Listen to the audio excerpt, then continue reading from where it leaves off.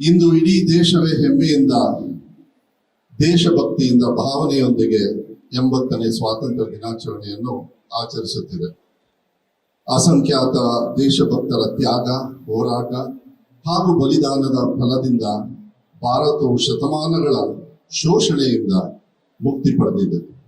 Mahatma Gandhiji, ball Gangadhar Tilak, Bipin Chandrapal, Jawaharlal Nehru, Sardar Vallabhbhai Patel ಸೇರಿದಂತೆ ಅನೇಕ ಮಹನೀಯರು ಹೋರಾಟದ ಫಲವಾಗಿ ನಮಗೆ ಸ್ವಾತಂತ್ರ್ಯ ದೊರಕಿದೆ.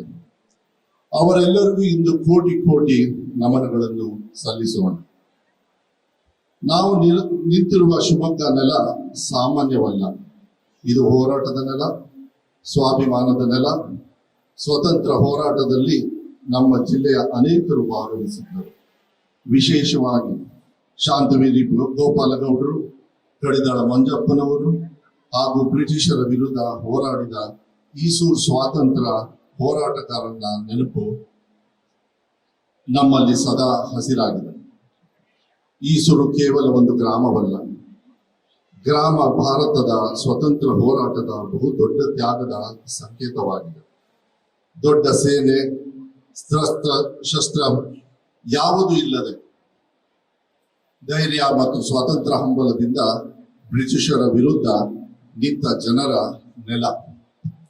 ಸ್ವತಂತ್ರ ಎಂದರೆ ಕೇವಲ ಧ್ವಜ ಹಾರಿಸುವುದಲ್ಲ, ಪ್ರತಿಯೊಬ್ಬ ಮನುಷ್ಯ ಗೌರವದಿಂದ ಬದುಕುವ ಪರಿಸ್ಥಿತಿ ನಿರ್ವಹಿಸುವುದು ನಿಜವಾದ ಸ್ವತಂತ್ರ.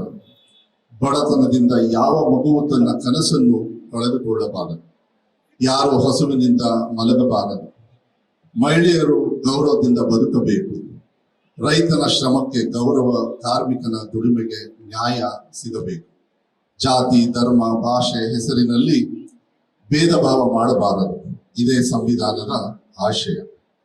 ನಮ್ಮ ಸಂವಿಧಾನ ಕೇವಲ ಪುಸ್ತಕವಲ್ಲ, ಅದು ಬಡವನಿಗೆ, ರೈತನಿಗೆ, ಕಾರ್ಮಿಕರಿಗೆ, ಮಹಿಳೆಯರಿಗೆ, ದಲಿತರಿಗೆ, ಅಲ್ಪಸಂಖ್ಯಾತರಿಗೆ, ವಿದ್ಯಾರ್ಥಿಗಳಿಗೆ ಹಾಗೂ ಪ್ರತಿಯೊಬ್ಬ ಭಾರತೀಯರಿಗೂ ಬದುಕಿನ ಭರವಸೆ. 1947ರಲ್ಲಿ ನಮಗೆ ಸ್ವತಂತ್ರ ಸಿಕ್ಕಿತು. ಹಿರಿಯರು ಯಾವ ಭಾರತಕ್ಕಾಗಿ ಹೋರಾಡಿದರೋ ಆ ಭಾರತವನ್ನು ನಿರ್ಮಿಸುವ ಸಂಕಲ್ಪ ಮಾಡುವುದು ನಮ್ಮ ಕರ್ತವ್ಯ. ನಮ್ಮ ಮುಂದೆ ಹೊಸ ಸವಾಲುಗಳಿವೆ. ಬಡತನ, ಹಸಿವು, ನಿರುದ್ಯೋಗ, ಅನ್ಯಾಯದ ವಿರುದ್ಧ ನಮ್ಮ ಹೊಸ ಸ್ವತಂತ್ರ ಹೋರಾಟ ಇರಬೇಕು. ಜಾತಿ, ಧರ್ಮ ಹೆಸರಿನಲ್ಲಿ ಜನರನ್ನು ಬೇರ್ಪಡಿಸುವ ಮನಸ್ಥಿತಿ ವಿರುದ್ಧ ನಮ್ಮ ಹೋರಾಟ ಇರಬೇಕು. ಪ್ರೀತಿಯ ಯುವ ಗೆಳೆಯರೇ, ನಿಮ್ಮ ಒಂದು ಧ್ವನಿ ಹೊಸ ಚಳುವಳಿಗೆ ಶಕ್ತಿ ನೀಡುತ್ತಿದೆ. ಇಂದು ಯುವಕರು ಉದ್ಯೋಗ, ಶಿಕ್ಷಣ, ಅನ್ಯಾಯ ಮತ್ತು ತಮ್ಮ ಭವಿಷ್ಯದ ಬಗ್ಗೆ ಪ್ರಶ್ನೆ ಎತ್ತುತ್ತಿದ್ದಾರೆ. ಈ ಪ್ರಶ್ನಿಸುವ ಮನೋಭಾವನೆಯನ್ನು ನಾನು ಸ್ವಾಗತಿಸುತ್ತೇನೆ. ಯುವಕರು ಸರ್ಕಾರವನ್ನು ಪ್ರಶ್ನಿಸಬೇಕು, ಸಮಾಜವನ್ನು ಪ್ರಶ್ನಿಸಬೇಕು, ನಮ್ಮನ್ನು ಪ್ರಶ್ನಿಸಬೇಕು. ನಮ್ಮ ಸರ್ಕಾರ ಯುವಕರಿಗಾಗಿ ರಾಜ್ಯಾದ್ಯಂತ 10,000 ಭಾರತ್ ಜೋಡೋ ಯುವಕರ ಸಂಘಗಳನ್ನು ಸ್ಥಾಪಿಸಲು ಮಾರ್ಗಸೂಚಿ ಹೊರಡಿಸಿದೆ. ಪ್ರತಿ ಸಂಘವು ಸರ್ಕಾರ ವಾರ್ಷಿಕ 10 ಲಕ್ಷ ಅನುದಾನವನ್ನು 3 ಕಂತಲ್ಲಿ ನೀಡಲಿದೆ. ಯುವಕರು ಸಮಾಜ ನಿರ್ಮಾಣದ ಭಾಗವಾಗಬೇಕು ಎಂಬುದು ಇದರ ಉದ್ದೇಶ. ಸ್ನೇಹಿತರೆ, ಕಳೆದ 3 ವರ್ಷಗಳಲ್ಲಿ ಮಾಜಿ ಮುಖ್ಯಮಂತ್ರಿಗಳಾಗಿರ್ತಕ್ಕಂಥ ಶ್ರೀ ಸಿದ್ದರಾಮಯ್ಯನವರ ನೇತೃತ್ವದಲ್ಲಿ ರಾಜ್ಯದಲ್ಲಿ ಹಲವು ಅಭಿವೃದ್ಧಿ ಕಾರ್ಯ ನಡೆದಿವೆ. ಮುಂದಿನ ಅವಧಿಯಲ್ಲಿ ನೂತನ ಮುಖ್ಯಮಂತ್ರಿಗಳಿಗೆ ಮಾನ್ಯ ಶ್ರೀ ಡಿ.ಕೆ. ಶಿವಕುಮಾರ್ ಅವರ ನೇತೃತ್ವದಲ್ಲಿ ಅಭಿವೃದ್ಧಿಗೆ ಮತ್ತಷ್ಟು ಒತ್ತನ್ನು ನೀಡಲಿದ್ದಾರೆ. ನಮ್ಮ ಪಂಚ ಗ್ಯಾರಂಟಿ ಯೋಜನೆಗಳು ಜನರ ಬದುಕಿಗೆ ನೆರವಾಗುತ್ತಿದೆ. ಗೃಹಲಕ್ಷ್ಮಿ ಯೋಜನೆಯಡಿಯಲ್ಲಿ ಶಿವಮೊಗ್ಗ ಜಿಲ್ಲೆಯ 3,78,00,000ಕ್ಕೂ ಅಧಿಕ ಫಲಾನುಭವಿಗಳಿಗೆ 2,363 ಕೋಟಿ ರೂಪಾಯಿಗಳು ನೇರವಾಗಿ ಜಮಾ ಮಾಡಲಾಗಿದೆ. ಅನ್ನಭಾಗ್ಯ ಯೋಜನೆಯಡಿಯಲ್ಲಿ 3,76,00,000 ಪಡಿತರ ಕಾರ್ಡುದಾರರಿಗೆ 2,45,290 ಕ್ವಿಂಟಲ್ ಅಕ್ಕಿ ಹಂಚಿಕೆ ಮಾಡಲಾಗಿದೆ. ಶಕ್ತಿ ಯೋಜನೆ ಅಡಿಯಲ್ಲಿ 8.25 ಕೋಟಿ ಮಹಿಳೆಯರು ಪ್ರಯಾಣಿಸಿ ಲಾಭ ಪಡೆದಿದ್ದಾರೆ. ಗೃಹ ಜ್ಯೋತಿ ಯೋಜನೆ ಅಡಿಯಲ್ಲಿ 4.77 ಲಕ್ಷ ಕುಟುಂಬಗಳು ಸೌಲಭ್ಯ ಪಡೆಯುತ್ತಿದ್ದು, ವಿದ್ಯುತ್ ಸಬ್ಸಿಡಿಗಾಗಿ ಸರ್ಕಾರ 752 ಕೋಟಿ ರೂಪಾಯಿ ವೆಚ್ಚ ಮಾಡಿದೆ.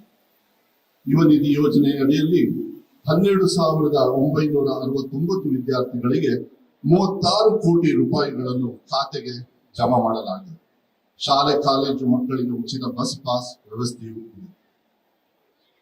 ರೈತರ ಹಿತಾಸಕ್ತಿ ಕಾಪಾಡಲು ಮುಖ್ಯಮಂತ್ರಿಗಳು ರೈತ ಚೈತನ್ಯ ಹಾಗೂ ರೈತ ಮಿತ್ರ ಯೋಜನೆಯ ಸರ್ಕಾರ ಜಾರಿಗೆ ಬಂದಿದೆ. ಮುಂಗಾರು ಮಳೆಯ ಏರುಪೇರು ಮತ್ತು ಅತಿವೃಷ್ಟಿಯಿಂದ ಸಂಕಷ್ಟದಲ್ಲಿರುವ ರೈತರು ಹಾಗೂ ಗ್ರಾಮೀಣ ಜನರಿಗೆ ಶುದ್ಧ ಕುಡಿಯುವ ನೀರು, ಬೆಳೆ ಹಾನಿ ತ್ವರಿತ ಪರಿಹಾರ ನೀಡಲು ಕ್ರಮ ಕೈಗೊಳ್ಳಲಾಗುತ್ತಿದೆ. ಶಿಕ್ಷಣ ಕ್ಷೇತ್ರಕ್ಕೆ ಸರ್ಕಾರ ವಿಶೇಷ ಆದ್ಯತೆಯನ್ನು ನೀಡಿದೆ. ರಾಜ್ಯದಲ್ಲಿ ಈಗಾಗಲೇ 1000 KPS ಶಾಲೆಗಳನ್ನು ಆರಂಭಿಸಲು ಕ್ರಮ ಕೈಗೊಳ್ಳಲಾಗಿದ್ದು, ಮುಂದಿನ ಹಂತದಲ್ಲಿ ಇನ್ನೂ 1,000 ಹೆಚ್ಚು KPS ಶಾಲೆಗಳನ್ನು ಆರಂಭಿಸಲು ಕ್ರಮ ಕೈಗೊಳ್ಳಲಾಗುವುದು. ರಾಜ್ಯ ಮಟ್ಟದ KPS ಉದ್ಘಾಟನೆ ಕಾರ್ಯಕ್ರಮ ಇದೇ ಶಿವಮೊಗ್ಗ ಜಿಲ್ಲೆಯಲ್ಲಿ ಆಯೋಜಿಸಲು ಉದ್ದೇಶವಿದೆ. ಜಿಲ್ಲೆಯ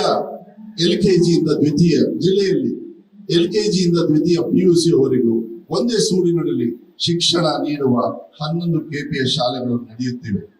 ಈ ಶೈಕ್ಷಣಿಕ ಸಾಲಿನಲ್ಲಿ ಹೊಸದಾಗಿ 59 KPS ಶಾಲೆಗಳು ಜಿಲ್ಲೆಗೆ ಮಂಜೂರು ಮಾಡಲಾಗಿದೆ. 222 ಸರ್ಕಾರಿ ಶಾಲೆಗಳಲ್ಲಿ ಪೂರ್ವ ಪ್ರಾಥಮಿಕ ಶಾಲೆಗಳು ನಡೆಯುತ್ತಿವೆ.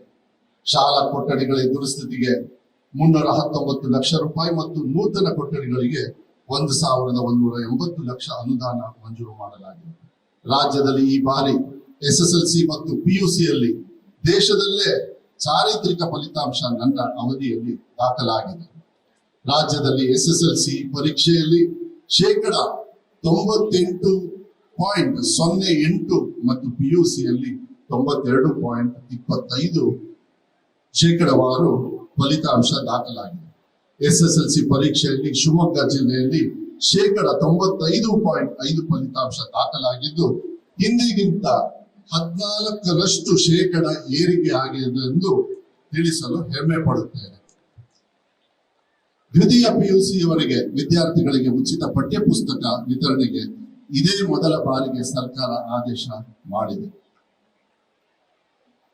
ರಾಜ್ಯದ ಯುವ ಜನರ ಭದ್ರ ಭವಿಷ್ಯ ನಿರ್ಮಾಣಕ್ಕೆ ಬದ್ಧವಾಗಿರುವ ಸರ್ಕಾರ ನಮ್ಮದು. ಮುಂದಿನ ದಿನಗಳಲ್ಲಿ 72 ಸರ್ಕಾರಿ ಹುದ್ದೆಗಳ ಭರ್ತಿಗೆ ಮಹತ್ವದ ಹೆಜ್ಜೆ ಇಟ್ಟಿದೆ. ಇದರ ಭಾಗವಾಗಿ ಸರ್ಕಾರಿ ಶಾಲೆಗಳ ಗುಣಮಟ್ಟಕ್ಕೆ ಬಲಪಡಿಸಲು 15,000 ಶಿಕ್ಷಕರ ನೇರ ನೇಮಕಾತಿ ಈಗಾಗಲೇ ಅಧಿಸೂಚನೆಯನ್ನು ಹೊರಡಿಸಲಾಗಿದೆ. ಹಾಗೆಯೇ ಯುವಕರ ಉದ್ಯೋಗಕ್ಕಾಗಿ ಯುವ ಉದ್ಯೋಗ ಸೇತು ಯೋಜನೆ ಜಾರಿಗೆ ಬಂದಿದೆ. ಖಾಸಗಿ ವಲಯದಲ್ಲಿ ಉದ್ಯೋಗ ಬಯಸುವ ಯುವಕರು ಮತ್ತು ಉದ್ಯೋಗದಾತರ ನಡುವೆ ಸಂಪರ್ಕ ಕಲ್ಪಿಸಲು AI ಆಧಾರಿತ ಆಧುನಿಕ ಉದ್ಯೋಗ ವೇದಿಕೆಯಾಗಿದೆ. ನಮ್ಮ ಸರ್ಕಾರವು ಸಾರ್ವಜನಿಕರ ಕುಂದುಕೊರತೆಯನ್ನು ಆಲಿಸಲು ಹಾಗೂ ಆಧುನಿಕ ತಂತ್ರಜ್ಞಾನದ ಮೂಲಕ ತ್ವರಿತವಾಗಿ ಸ್ಪಂದಿಸಲು ಪ್ರಜಾಸೇವೆ ಎಂಬ ಪ್ರತ್ಯೇಕ ಇಲಾಖೆಯನ್ನು ಸ್ಥಾಪಿಸಿದೆ. ಪ್ರಜಾಸೇವೆ ಅಭಿಯಾನವನ್ನು ಜಾರಿಗೆ ತಂದಿದೆ. ತಾಲೂಕು ಮತ್ತು ಗ್ರಾಮ ಪಂಚಾಯತ್ ಮಟ್ಟದಲ್ಲಿ ಉಸ್ತುವಾರಿ ಸಚಿವರು, ಜನಪ್ರತಿನಿಧಿಗಳು ಹಾಗೂ ಅಧಿಕಾರಿಗಳ ಸಮ್ಮುಖದಲ್ಲಿ ಸಾರ್ವಜನಿಕರ ಸಮಸ್ಯೆಯನ್ನು ಆಲಿಸಿ ಸ್ಥಳದಲ್ಲೇ ಪರಿಹಾರ ಒದಗಿಸುವುದು ಇದರ ಮುಖ್ಯ ಉದ್ದೇಶವಾಗಿದೆ.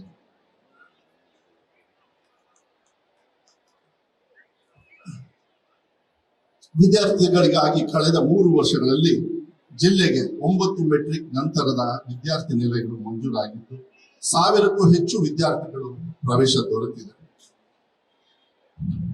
ಮೆಟ್ರಿಕ್ ನಂತರ ಬಾಲಕಿಯರ ಹಾಸ್ಟೆಲ್ ಕಟ್ಟಡಗಳಿಗೆ ಒಟ್ಟು 24 ಕೋಟಿ ರೂಪಾಯಿ ಮಂಜೂರಾಗಿದ್ದು, ಕಾಮಗಾರಿ ಪ್ರಗತಿಯಲ್ಲಿದೆ. ಮಕ್ಕಳ ಪೌಷ್ಟಿಕತೆಗೂ ಆದ್ಯತೆ ನೀಡಲಾಗುತ್ತಿದೆ. ಮೊಟ್ಟೆ, ಬಾಳೆಹಣ್ಣು, ಪೌಷ್ಟಿಕ ಆಹಾರ ನೀಡುವ ಕ್ರಮ ಮಕ್ಕಳಲ್ಲಿ ಆರೋಗ್ಯವನ್ನು ಬಲಪಡಿಸುತ್ತಿದೆ. ಮೆಗನ್ ಆಸ್ಪತ್ರೆ ಮೇಲಿನ ಒತ್ತಡ ಕಡಿಮೆ ಮಾಡಲು ಸಿಮ್ಸ್ ಆಸ್ಪತ್ರೆಯನ್ನು ಮಲ್ಟಿ ಸ್ಪೆಷಾಲಿಟಿ ಆಸ್ಪತ್ರೆಯನ್ನಾಗಿ ಮೇಲ್ದರ್ಜೆಗೇರಿಸಿದೆ. ಅಗತ್ಯ ಯಂತ್ರೋಪಕರಣ ಮತ್ತು ತಜ್ಞ ವೈದ್ಯರ ಸಿಬ್ಬಂದಿ ಒದಗಿಸಲಾಗಿದೆ. ಕಿದ್ವಾಯಿ ಮಾದರಿಯಲ್ಲಿ ಕ್ಯಾನ್ಸರ್ ಆಸ್ಪತ್ರೆ ಕಾಮಗಾರಿ ಈ ವರ್ಷದ ಅಂತ್ಯದೊಳಗೆ ಮುಕ್ತಾಯಗೊಳ್ಳಲಿದೆ. ಮುಖ್ಯಮಂತ್ರಿ ಮೂಲ ಸೌಕರ್ಯ ಅಭಿವೃದ್ಧಿ ಕಾರ್ಯಕ್ರಮದ ಅಡಿಯಲ್ಲಿ ಜಿಲ್ಲೆಗೆ 250 ಕೋಟಿ ರೂಪಾಯಿ ಅನುದಾನ ಮಂಜೂರಾಗಿದ್ದು, ಜಿಲ್ಲೆಯಲ್ಲಿ ಸಂಪರ್ಕ ರಸ್ತೆಗಳು ಮತ್ತು ಮೂಲಭೂತ ಸೌಕರ್ಯಗಳನ್ನು ಅಭಿವೃದ್ಧಿಪಡಿಸಿ ಗ್ರಾಮೀಣ ನಗರ ಸಂಪರ್ಕ ಬಲಪಡಿಸುವುದು.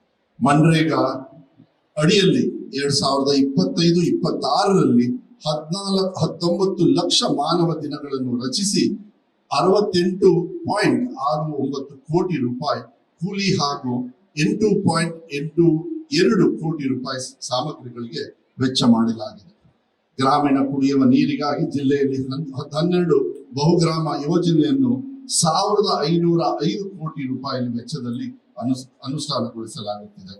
ಸಾಗರ ತಾಲೂಕಿನ ಆವಿನಹಳ್ಳಿಯಲ್ಲಿ ಯೋಜನೆಗೆ 100.94 ಕೋಟಿ ರೂಪಾಯಿ ಅಂದಾಜಿನಲ್ಲಿ ಅನುಷ್ಠಾನಗೊಂಡಿದೆ. ದಶಕಗಳಿಂದ ಬಾಕಿ ಇರುವ ಶರಾವತಿ ಸಂತ್ರಸ್ತರು ಮತ್ತು ಬಗರು ಸಾಗುವಳಿದಾರರ ಸಮಸ್ಯೆಗಳಿಗೆ ಶಾಶ್ವತ ಪರಿಹಾರಕ್ಕಾಗಿ ಸರ್ಕಾರ ವಿಶೇಷ ಆದ್ಯತೆ ನೀಡಿ ಭೂಮಿ ಹಕ್ಕನ್ನು ಕೊಡುವ ಪ್ರಕ್ರಿಯೆ ಅಂತಿಮ ಹಂತದಲ್ಲಿ ತಲುಪಿದೆ. ನಾಡು ಮೆಚ್ಚಿದ ನಾಯಕ ನನ್ನ ಪೂಜ್ಯ ತಂದೆ ಬಂಗಾರಪ್ಪಾಜಿಯವರನ್ನು ನೆನೆಸಿಕೊಳ್ಳಲೇಬೇಕು. ಅವರು ಈ ಮಣ್ಣಿನ ಮಗ, ಬಡವರು, ರೈತರು ಮತ್ತು ಹಿಂದುಳಿದ ಧ್ವನಿಯಾಗಿ ನಿಂತ ನಾಯಕ.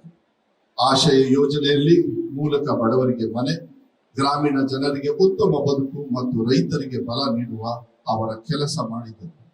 ಅಂದು ನನ್ನ ತಂದೆಯವರು ವಿಶೇಷವಾಗಿ ರೈತರಿಗಾಗಿ ಜಾರಿಗೆ ತಂದ ಪಂಪ್ ಸೆಟ್ಗಳಿಗೆ ಉಚಿತ ವಿದ್ಯುತ್ ಯೋಜನೆಯ ಪರಿಣಾಮವಾಗಿ ಬರೀ ಶಿವಮೊಗ್ಗ ಜಿಲ್ಲೆಯಲ್ಲಿ 1990ರಲ್ಲಿ 12,000 ಹೆಕ್ಟೇರ್ ಏನು ಅಡಿಕೆ ತೋಟಗಳಿದ್ವು, ಇವತ್ತು 1,40,000 ಹೆಕ್ಟೇರ್ ಪ್ರದೇಶ ವಿಸ್ತರಣೆಗೊಂಡಿದೆ. ಇಂಥ ಹಲವಾರು ಜನಪರ ಯೋಜನೆಗಳ ಮೂಲಕ ಜನರ ಜೀವನ ಮಟ್ಟವನ್ನು ಸುಧಾರಿಸಿ CS ಬಂಗಾರಪ್ಪರು ಇಂದಿಗೂ ರಾಜ್ಯದ ಜನರ ಮನಸ್ಸಿನಲ್ಲಿ ಜೀವಂತವಾಗಿದ್ದಾರೆ. ನಾನು ಬಂಗಾರಪ್ಪನವರ ಮಗ ಎಂದು ಹೇಳಿಕೊಳ್ಳಲು ಹೆಮ್ಮೆ ಪಡುತ್ತೇನೆ. ಆದರೆ ಅದಕ್ಕಿಂತ ಹೆಚ್ಚಾಗಿ ಅದೊಂದು ದೊಡ್ಡ ಜವಾಬ್ದಾರಿ. ಬಡವರ ಶೋಷಿತರ ಮತ್ತು ನಮ್ಮ ಶಿವಮೊಗ್ಗದ ಜನರ ಸೇವೆ ಮಾಡುವ ಅವರ ಹಾದಿಯಲ್ಲೇ ಮುನ್ನಡೆಯುವುದು ನನ್ನ ಕರ್ತವ್ಯವಾಗಿದೆ. 1947ರ ಸ್ವತಂತ್ರ ಹೋರಾಟಗಾರರ ತ್ಯಾಗಕ್ಕೆ ಗೌರವ ಸಲ್ಲಿಸುತ್ತಾ ಮುಂದಿನ ಪೀಳಿಗೆಗೆ ಉತ್ತಮ ಭವಿಷ್ಯ ರೂಪಿಸುವುದು ನಮ್ಮ ಹೊಣೆ. ಅಭಿವೃದ್ಧಿ ಎಂದರೆ ಕೇವಲ ತಂತ್ರಜ್ಞಾನವಲ್ಲ, ಸೌರಾಜ್ಯತೆ, ಸಾಮಾಜಿಕ ನ್ಯಾಯ ಮತ್ತು ಸಂವಿಧಾನವನ್ನ ಗೌರವ, ಹಿಂದುಳಿದ ಸಮುದಾಯಗಳಿಗೆ ಶಕ್ತಿ ತುಂಬಿ ಕನ್ನಡದ ನೆಲ, ಜಲ, ಸಂಸ್ಕೃತಿ ಎತ್ತಿ ಹಿಡಿಯುತ್ತಾ ಶಿವಮೊಗ್ಗವನ್ನು ಅಭಿವೃದ್ಧಿಯತ್ತ ಕೊಂಡೊಯ್ಯಲು ನಿಮ್ಮೆಲ್ಲರ ಸಹಕಾರ ಕೋರುತ್ತೇನೆ. ಬನ್ನಿ, ಒಟ್ಟಾಗಿ ನಡೆಯೋಣ, ಒಟ್ಟಾಗಿ ಹೋರಾಡೋಣ, ಒಟ್ಟಾಗಿ ಗೆಲ್ಲೋಣ. ಈಸೂರು ಸ್ವಾಭಿಮಾನವನ್ನು ಉಳಿಸೋಣ. ಕುವೆಂಪು ಅವರ ವಿಶ್ವ ಮಾನವ ಸಂದೇಶವನ್ನು ಬದುಕಿನಲ್ಲಿ ಅಳವಡಿಸಿಕೊಳ್ಳೋಣ. ನಮ್ಮ ಸರ್ಕಾರ ಜನಪರದ ಕಾಳಜಿಯ ಪರಂಪರೆಯನ್ನು ಮುಂದುವರಿಸೋಣ.